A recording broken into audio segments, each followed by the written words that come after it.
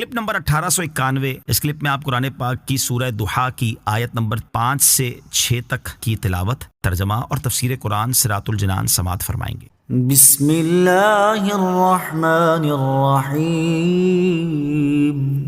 ترجمہ، اللہ کے نام سے شروع جو نہایت مہربان رحمت والا ہے۔ وَلَسَوْفَ يُعْطِيكَ رَبُّكَ فَتَرْضَىٰ۔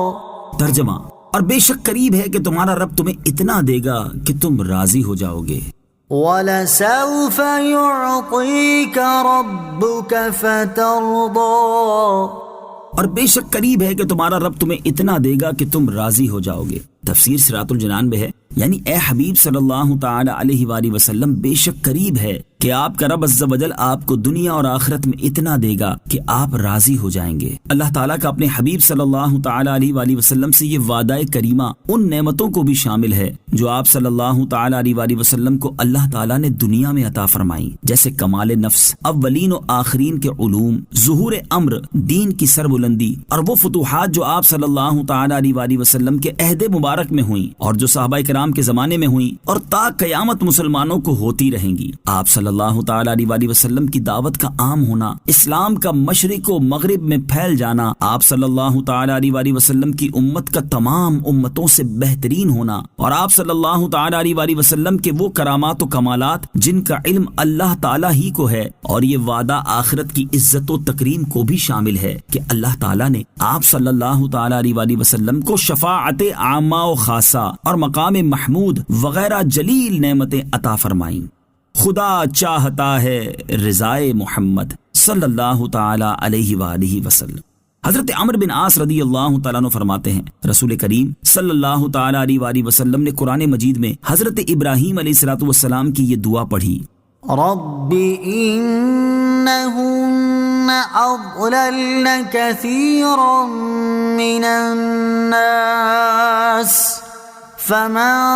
تبعنی فإنه منی ومن عصانی فإنک غفور رحیم۔ ترجمہ، اے میرے رب، بے شک بتوں نے بہت سے لوگوں کو گمراہ کر دیا، تو جو میرے پیچھے چلے تو بے شک وہ میرا ہے، اور جو میری نافرمانی کرے تو بے شک تو بخشنے والا مہربان ہے۔ اور حضرت عیسیٰ علیہ السلام کی یہ دعا پڑھی، إن تعذبهم فإنهم عبادك وإن تغفر لهم فإنك أنت العزيز الحكيم۔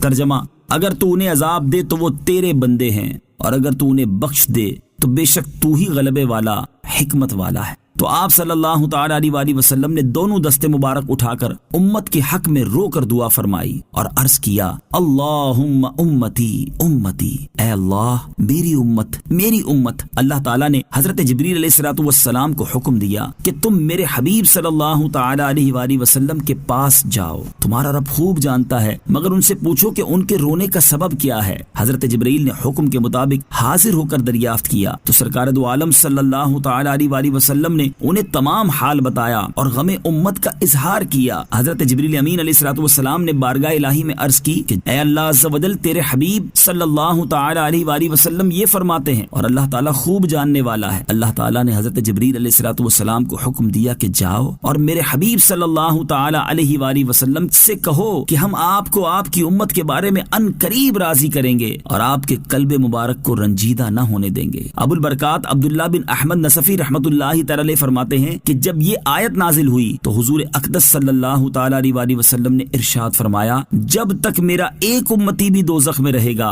میں راضی نہ ہوں گا۔ مفتی نعیم الدین مراد آبادی رحمۃ اللہ تعالی فرماتے ہیں، آیت کریمہ صاف دلالت کرتی ہے کہ اللہ تعالیٰ وہی کرے گا جس میں رسول راضی ہوں، اور احادیث شفاعت سے ثابت ہے کہ رسول صلی اللہ تعالی علیہ وآلہ وسلم کی رضا اسی میں ہے کہ سب گناہگاران امت بخش دیے جائیں۔ تو آیت و احادیث سے قطعی طور پر یہ نتیجہ نکلتا ہے کہ حضور صلی اللہ تعالی علیہ وآلہ وسلم کی شفاعت مقبول اور حسب مرضی مبارک گناہگاران امت بخشے جائیں گے۔ سبحان اللہ، کیا رتبہ علیہ ہے کہ جس پروردگار کو راضی کرنے کے لیے تمام مقربین تکلیفیں برداشت کرتے اور محنتیں اٹھاتے ہیں، وہ اس حبیب اکرم صلی اللہ تعالی علیہ وسلم کو راضی کرنے کے لیے عطا عام کرتا ہے۔ اعلیٰ حضرت امام اہل سنت امام احمد رضا خان علیہ رحمت الرحمن فرماتے ہیں، خدا کی رضا چاہتے ہیں دو عالم، خدا چاہتا ہے رضائے محمد۔ ألم يجدك يتيما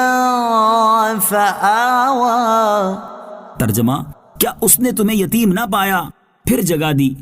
ألم يجدك يتيما فآوى کیا اس نے تمہیں یتیم نہ پایا پھر جگہ دی؟ تفسیر صراط الجنان میں ہے، سرکار دو عالم صلی اللہ تعالی علیہ وآلہ وسلم ابھی اپنی والدہ ماجدہ کے بطن میں تھے اور حمل شریف 2 ماہ کا تھا کہ آپ صلی اللہ تعالی علیہ وآلہ وسلم کے والد صاحب نے مدینہ شریف میں وفات پائی اور نہ کچھ مال چھوڑا نہ کوئی جگہ چھوڑی۔ ان کی وفات کے بعد آپ صلی اللہ تعالی علیہ وآلہ وسلم کی خدمت کی ذمہ داری آپ کے دادا عبد المطلب نے سنبھالی۔ جب آپ صلی اللہ تعالی علیہ وآلہ وسلم کی عمر شریف 4 یا 6 سال کی ہوئی تو والدہ صاحبہ نے بھی وفات پائی، اور جب عمر شریف 8 سال کی ہوئی تو آپ صلی اللہ تعالی علیہ وآلہ وسلم کے دادا عبد المطلب نے بھی وفات پائی۔ انہوں نے اپنی وفات سے پہلے اپنے فرزند ابو طالب کو آپ صلی اللہ تعالی علیہ وآلہ وسلم کی خدمت و نگرانی کی وصیت کی، جو کہ آپ صلی اللہ تعالی علیہ وسلم کا حقیقی چچا تھا۔ ابو طالب آپ صلی اللہ تعالی علیہ وسلم کی خدمت میں سرگرم رہا، یہاں تک کہ آپ نے اللہ تعالی کے حکم سے نبوت کا اعلان فرمایا۔ اس آیت کی تفسیر میں مفسرین نے ایک معنی یہ بھی بیان کیا ہے کہ یتیم کا مطلب ہے یکتا و بے نظیر، جیسے کہا جاتا ہے در یتیم۔ اس صورت میں آیت کے معنی یہ ہے کہ اللہ تعالیٰ نے آپ صلی اللہ تعالی علیہ وآلہ وسلم کو عزت و شرافت میں یکتا و بے نظیر پایا، اور آپ صلی اللہ تعالی علیہ وآلہ وسلم کو مقام قرب میں جگہ دی، اور اپنی حفاظت میں آپ صلی اللہ تعالی علیہ وآلہ وسلم کے دشمنوں کے اندر آپ صلی اللہ تعالی علیہ وآلہ وسلم کی پرورش فرمائی، اور آپ کو نبوت و رسالت اور اپنا چنا ہوا بندہ ہونے کے ساتھ مشرف